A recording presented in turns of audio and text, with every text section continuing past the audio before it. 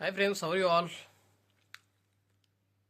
ఒక 2 రోజుల కింద చూసుకుంటే మన తెలంగాణ రాష్ట్రంలోని గోదావరి కనిలోని బస్టాండ్లో జరిగినటువంటి సంఘటన చాలా కలిచివేస్తుంది.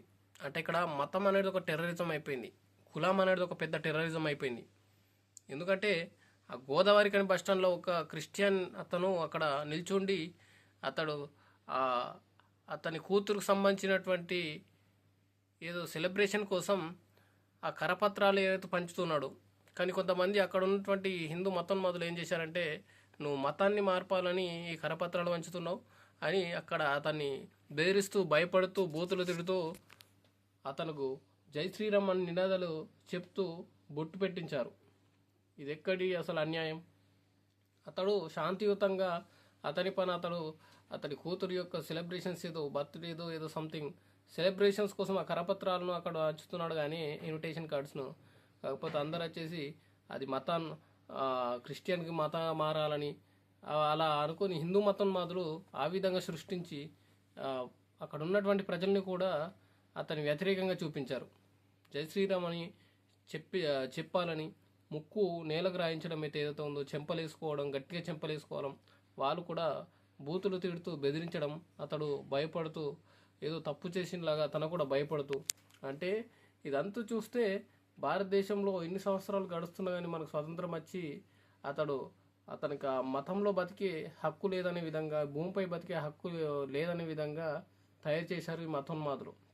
ఎవరైనా కానీ అది ఆ బీజేపీ కానీ, ఆర్ఎస్ఎస్ కానీ, విశ్వ హిందూ పరిషత్ కానీ, అక్కడ ఉన్నటువంటి సభ్యులు రీసెంట్గా చూసుకుంటే సిద్దిపేటలోని వేచరేణి గ్రామంలోని చేర్యాల మండలం వేచరేణి గ్రామంలో దళిత యువకుల్ని ఊరేగిస్తూ, నగ్నంగా ఊరేగిస్తూ, బట్టలు తీస్తూ, కొడుతూ, చంపుతూ, తిడుతూ, ఒక రాయి కట్టేసి ఒక జంతువు కంటే హీనంగా సాటి మనుషులే మానవతం లేకుండా చంపేసే విధంగా తయారయ్యారంటే దానికి కారణం మతం. ఆ మతము దేవుడు అనే భ్రమలో ఒక మనిషిని కూడా చంపేందుకు ముందుకు వస్తున్నారు. మనిషి అనేది కనీస మానవత్వం లేకుండా, రాజ్యాంగ విలువలు లేకుండా, మనిషికి కనీస ఏదైనా తప్పు చేస్తే ఆ తప్పును మనం పోలీసులు ఉన్నాయి శిక్షించేందుకు, కోర్టులు ఉన్నాయి కేసు పెట్టేందుకు. అవన్నీ ఉండగా మనిషి అన్నీ చంపేస్తున్నాడు, పొడి చేస్తున్నాడు, కొడుతున్నాడు. వీటన్నిటిని పరుచుకోకుండా కసాయి వాళ్ళగా తయారయ్యాడు, క్రూర మృగంగా తయారయ్యాడు. ఎందుకంటే ఇవన్నీ మనిషి చేయాలా, మతమే చేపిస్తుంది. పైవారు ఏదో నీకు ఏది చాతుర్వర్ణ వ్యవస్థ, కులాలు ఒకరిపైన ఒకరు పాటించాలా, మన హిందూ మతంలో ఇదే ఉండాలి, మన భారతదేశం మొత్తం హిందువులే ఉండాలా, ముస్లిమ్స్ ఉండొద్దు, క్రిస్టియన్స్ ఉండొద్దు అనే విధంగా మతోన్మాదము సృష్టిస్తున్నారంటే ఈ రాజకీయాల స్వలంబన కోసం సామాన్య ప్రజలను బలిస్తున్నారు. రాజకీయ నేతలు వారు ఈ మతాలను ఏదంటది ఉపయోగించుకుంటారు రాజకీయాల కోసం, ప్రజలను రెచ్చగొడతారు. వాటిని చూసి ఈ కిందన్న వాళ్ళు రెచ్చిపోయి మా మతం జై శ్రీరామ్, జై భారత్ మాత అంటే అక్కడ దానికి సంబంధం లేని నినాదాలు చంపుతూ దళిత యువకుని కూడా ఊరేగించడం అనేది అందులో ఒక మతోన్మాదము, టెర్రరిస్టులు కనబడుతున్నారు, వాళ్ళే ఉగ్రవాదులా కనబడుతున్నారు.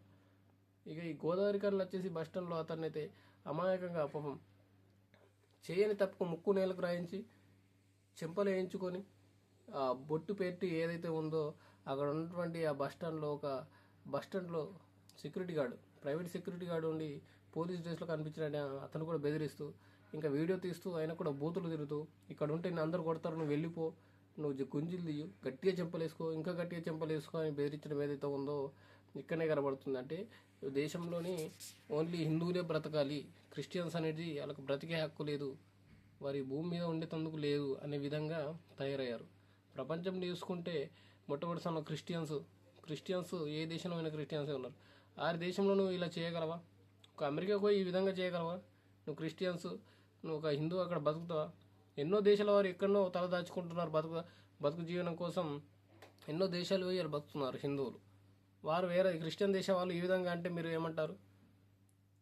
వాళ్ళు అలా ఉండరు. వాళ్ళు ఎందుకంటే వాళ్ళు ఎడ్యుకేటెడ్ పర్సన్స్, వాళ్ళకు కనీస హ్యూమన్ రైట్స్ ఉన్నాయి, వాల్యూస్ తెలుసు. ఇక్కడున్న మన ఇండియాలో ఉండే హిందువులు అని వేరే మతస్థులను వ్యతిరేకించడం, కించపరచడం, దాడులు చేస్తున్నారు, తిడుతున్నారు. కానీ నిజానికైతే ఎక్కువ చేస్తారు, ఏ మతంలో అయినా అణచివేత ఉన్నది, సమానత్వం లేదు అనేది నేను ఒప్పుకుంటా. కాకపోతే హిందూ మతంలోని ఎక్కువ అల్లర్లు చేస్తారు. 90% ఇతర మతస్థులపైన వ్యతిరేకత చూపిస్తూ బూతులు తిడుతూ అల్లర్లు చేసి రోడ్లపై వచ్చి మొత్తం న్యూసెన్స్ చేసే అయితే నాకు ఈ మతంలో కనబడుతుంది. ఎందుకంటే ప్రతి దగ్గర హిందూ ముస్లిం క్రిస్టియన్ అనే విధంగా వీరి మధ్య వీరు రెచ్చగొడుతున్నారు సామాన్య ప్రజలు. మతస్థులు మత పెద్దలు ఏం చెప్తున్నారో తెలియదు కానీ సామాన్య ప్రజలు బలి తీసుకుంటున్నారు అనే విషయం మర్చిపోతున్నారు. చూడండి, ఒక మనిషిని కులం అనేది ఒక టెర్రరిజమే.